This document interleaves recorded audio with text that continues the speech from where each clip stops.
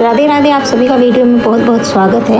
आज हम बनाने जा रहे हैं मूंग दाल चूरमा। तो उसमें मूंग धुली, चना दाल और मसूर दाल बनती है, जो मैंने भिगो दी थी धोकर अच्छे तरीके से। और चलिए अब हम सीधे ही चूरमे के आटा गूंदने की तैयारी करते हैं। उसमें मैंने आधी किलो से ऊपर गेहूँ का आटा लिया था और सूजी ली थी, ये बड़ी एक कटोरी सूजी थी। और उसके बाद में हम उसमें डालेंगे मोइन के लिए घी। ये थोड़ा गुनगुना कर लिया था मैंने गरम अच्छे से करके। तो उसके बाद में ठीक नुआया होने पर मैंने आटा गूंदना शुरू किया था। इसमें हम और कुछ नहीं डालते, दाल चूरमा का हम सिंपल दाल चूरमा बना रहे हैं। तो मैं सीधे देखिए मैंने जो मोयन डाला था वो आपको मुठिया बनाकर दिखा रही हूँ। अच्छे से ऐसे बंध जाना चाहिए, बाइंडिंग हो जानी चाहिए। इसको अच्छे से मिक्स कर ले के बाद में मैंने मुश्किल से ये वाला जो मैंने 1 गिलास पानी डाला है, इसमें मेरा चूरमा का आटा बिल्कुल बनकर अच्छे से तैयार हो गया था। आटा हमेशा चूरमा बाटी इनका थोड़ा सख्त आटा लगाया जाता है, जैसा कि आप पूड़ी में लगाते हैं ना, उससे हल्का सा सख्त आटा देख लीजिए। उसके बाद में हमने आटा गूंद के रख दिया था थोड़ी देर रेस्ट पे। मैंने एक तरफ मेरी दाल भीग रही थी और एक तरफ मेरा आटा रेस्ट पे था। थोड़ी देर बाद में मैंने मैं आटा गूंद कर फिर मैंने रोटियां बनाई, गोले बनाकर फिर मैंने रोटियां बनाने लगी। चूरमे की जो रोटियां हमेशा बनती हैं वो थोड़ी थोड़ी मोटी सी बनाई जाती है, ताकि हम लोग में कहते हैं कि गिरी बने। उसमें गिरी मतलब मोटिया जो गूदा होता है ना रोटी का, वो बने। तो वो गूदा बनना ज़रूरी हो जाता है। और उसके बाद में मैंने थोड़ी मोटी रोटी बनाई थी। और अच्छे से ना सिकनी चाहिए वो रोटी, मोटी बेशक बनाओ लेकिन रोटी अच्छे से सिकनी चाहिए। और मैं गांव में तो क्या चूल्हे पे बनाते हैं, कोयले की धीमी धीमी आंच पे वो अच्छे से सिक जाती है।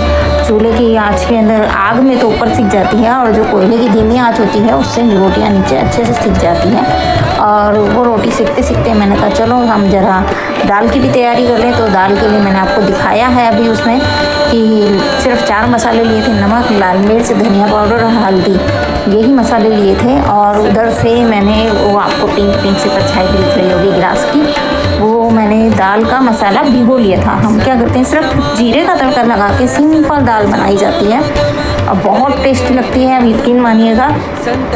उसके अंदर मैंने सिर्फ जीरे का तड़का लगाया था। पहले मैंने तेल गर्म होने के लिए रख दिया था, फिर उसके बाद में उसको थोड़ी देर गैस बंद कर दिया था ताकि तेल थोड़ा ठंडा हो जाए।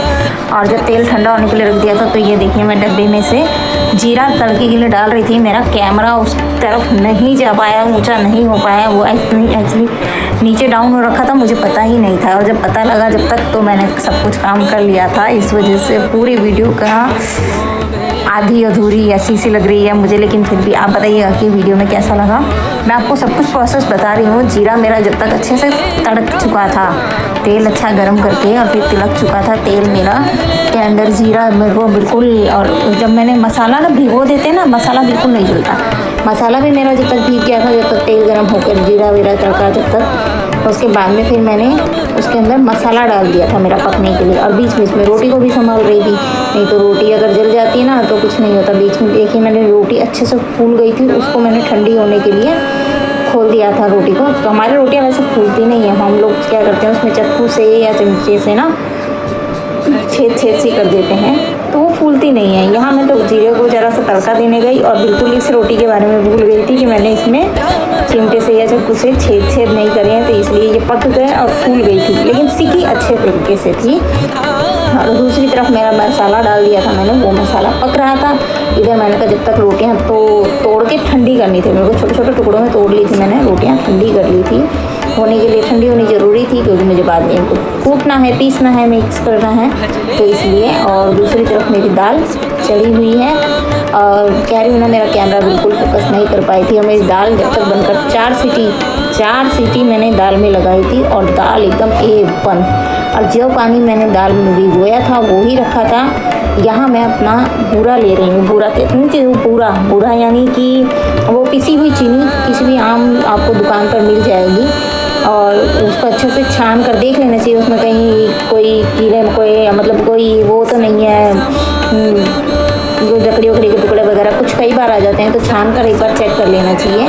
और यहाँ पर मैंने 2 तरह का, आखिरकार कहते हैं ना बच्चों का फरमाइश आ जाती है कुछ ना कुछ अलग, तो मैंने कहा ठीक है सिंपल चूरमे के साथ साथ चलिए करते हैं कुछ। तो इनके लिए फिर मैंने अब भुना सूखा नारियल ले लिया था और कटोरी के अंदर मैंने अलग से थोड़ी चीनी भी निकाल कर रखी थी। तो चीनी के अंदर मैंने जितनी भी रोटी हमने बनाई थी ना उनको ठंडा करके तोड़ के, ये देखिए ये मैंने पिसा हुआ चीनी रखी हुई थी थोड़ी सी, क्योंकि फिर मीठा कम लगता ना बाकी अलग तरीके के जो चूरमा बनाती है उसमें, क्योंकि तिल और नारियल में थोड़ा मीठा एक्स्ट्रा और चाहिए होता था, इसलिए। अब मैंने जो रोटियां जो बनाई थी ना वो मिक्सी में बिल्कुल अच्छे से पीस ली थी। बहुत ज़्यादा लंबी वीडियो हो रही थी, मैं इसी वजह से पूरी वीडियो नहीं दिखा पाई, लेकिन मैंने मिक्सी में सारी रोटी पीसी और फिर निकाल ली थी और अच्छे से उस पिसी हुई चीनी में मिक्स कर ली।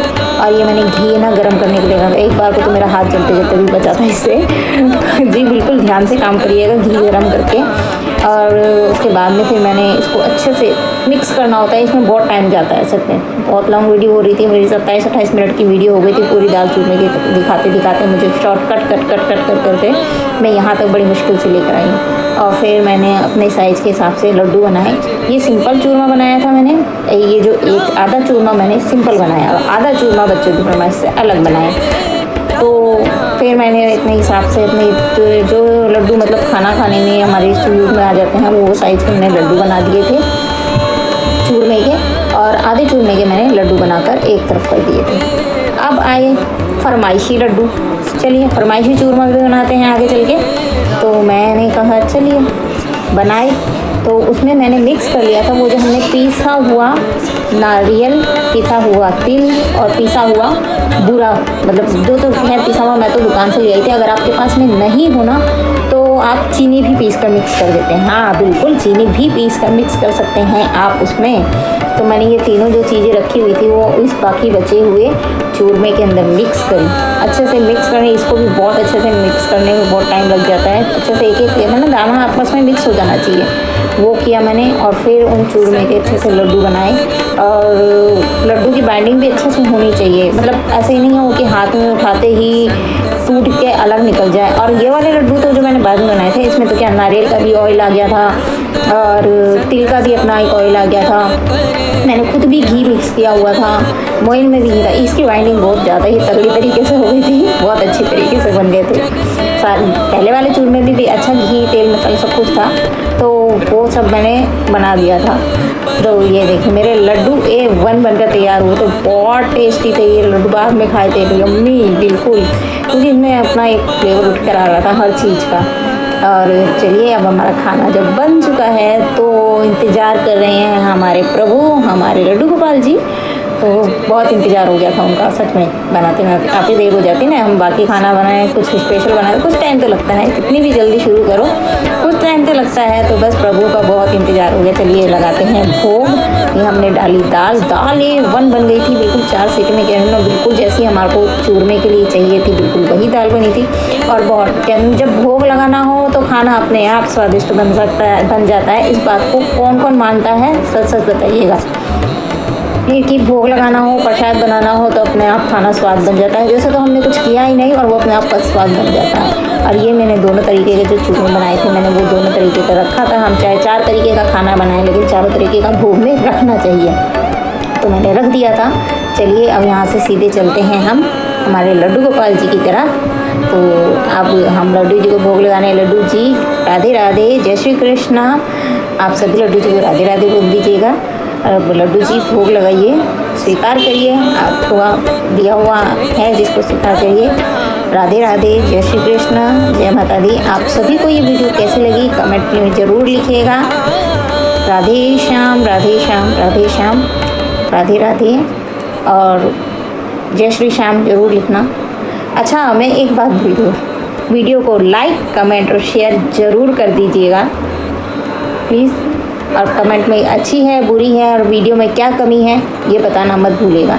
कमियां भी बताइए, खूबियाँ भी बताइए, इससे क्या है हमें मोटिवेशन मिलेगा आगे वीडियोस बनाने का, ये ज़रूरी हो जाता है। और आप सबका भी अगर कोई चैनल है तो वो भी